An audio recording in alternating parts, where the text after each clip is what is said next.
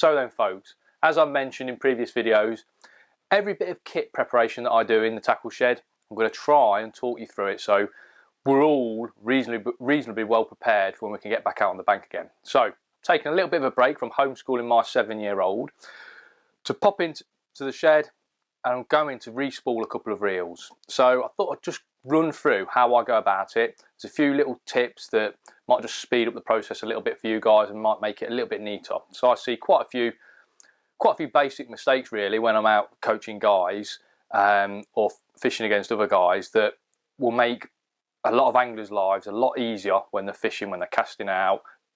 They'll get longer casts and they'll get less tangles as well. So the reel I've got is Preston centrist reel. I use this for no other reason that I got sent 2 or 3 of them when they first came out. Nice reel. I use these for my commercial fishery work. So generally they've got quite heavy line on. Now for my commercial fishery work, I like to use a line straight through. Now that means 8 or 10 pound line straight through. I want a real good, no nonsense workhorse line.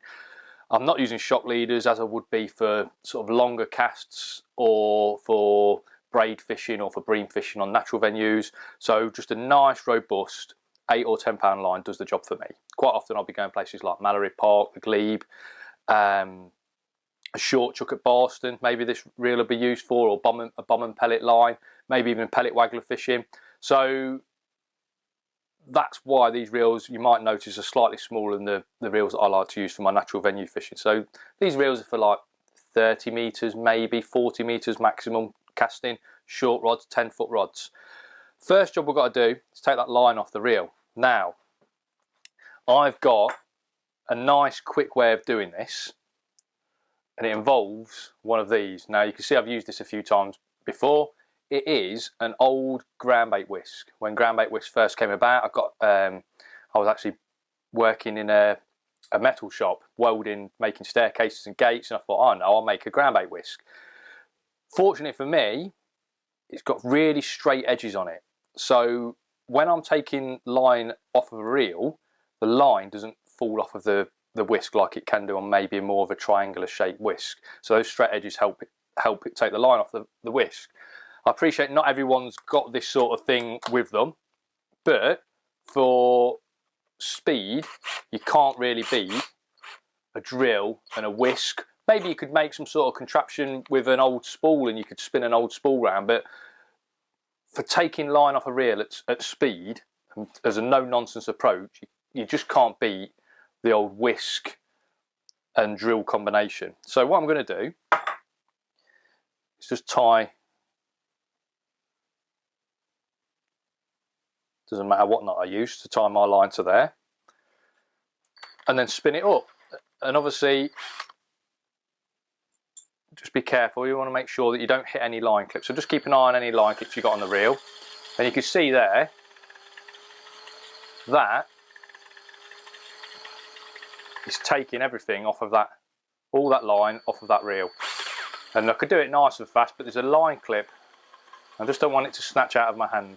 It's a good idea to do this maybe over some soft floor like carpet, or if you're doing it in the garden, do it on the grass. So if the spool does snatch out of your hand, it doesn't knacker the spool, doesn't dent the spool. So that's every line clip off now. I can give it a real good whiz. I know that there is dedicated line strippers out there. There we go, perfect. And what it will do is you'll hit where your backing is. Just take that off. I know there's dedicated line strippers out there, but for me, I've already got the whisk, I've already got the drill. It makes things so much easier by using that. And what I can do then is cut that line off. And I know there's plenty of line schemes now at different tackle shops. So you can cut that line off, put it in a bag, take it to your local tackle shop or wherever that line scheme is, and discard of that pretty safely. So birds aren't getting tangled in it down the tip basically.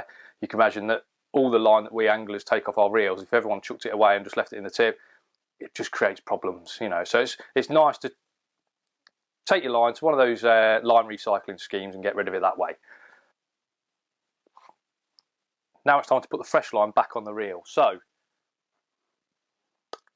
the line I'm going to use, as I said, it's going to be commercial fishery work. So £8. This is midi M-Tech line.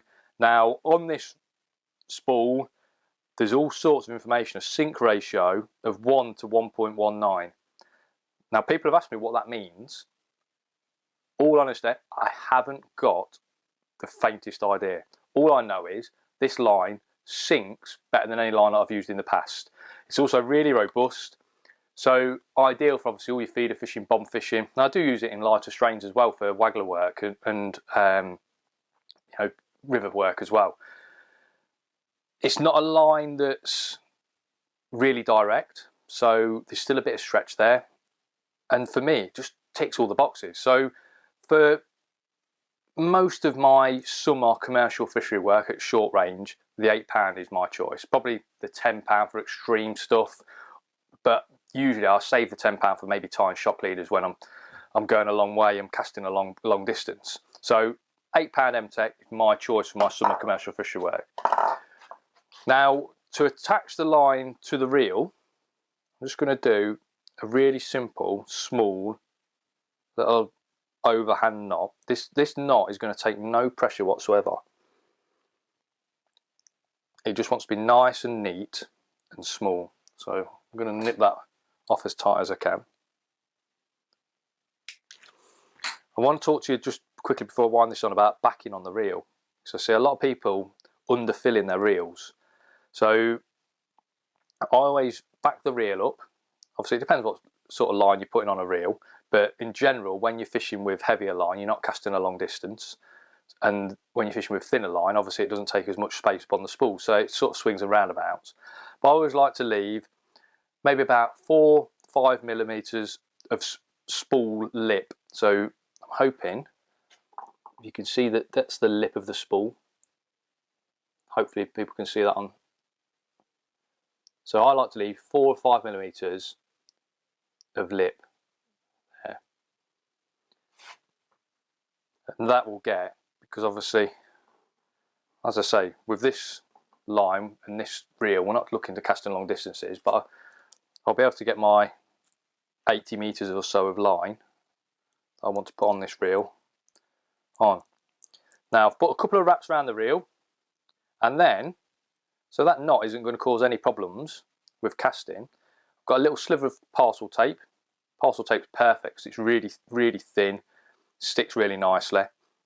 I just covered the knot, and I'm just going to do a couple more wraps just to secure that parcel tape in place. And now spool on the reel.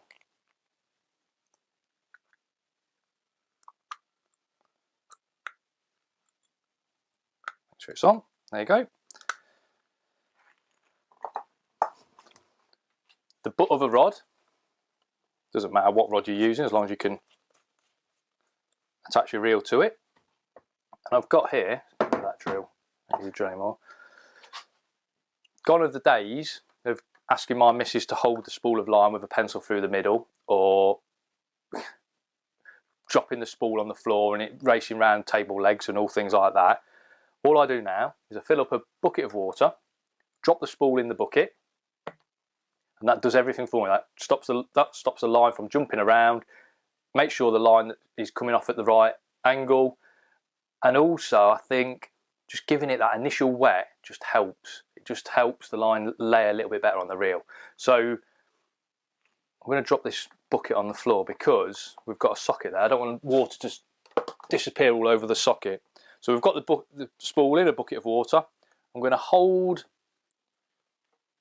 the line with my forefinger and thumb, maybe a foot in front of the reel, and that's just a case of under some mild tension. You add the tension with your hand in front of the reel, just winding the line onto the spool.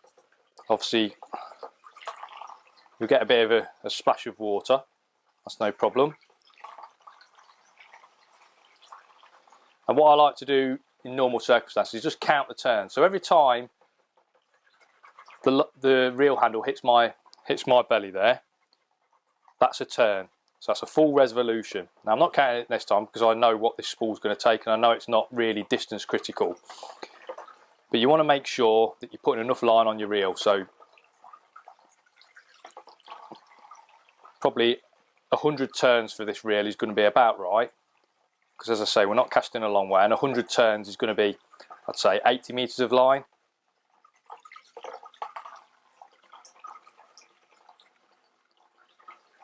And one of the reasons I like to use a big bulk spool is because you can always put a little bit more line on if you need to, because obviously there's plenty of line on a bulk spool. So that's absolutely perfect. When you get to the end, just nip it off. Line under the clip. Let me show you guys, hopefully close up, what we're looking for. We want the line to sit about 1 millimetre below the lip of the spool. That's for good reason. It's not too close to the spool that it's going to spill off and cause problems. But also, when you cast, the fact that the line is close to that lip of the spool, it's going to peel off the spool a lot easier. So it means that I can use lighter floats, lighter feeders, lighter bombs, get to the same distance with less effort, which just, trust me, puts more fish in your net. So there you go. Hopefully, there's a few little tips and tricks there for you to re-spool your reels. I know it's quite simple, but it's a job that a lot of us are doing at the minute, getting ready for when we can actually go out, catch some fish. Until next time, stay safe.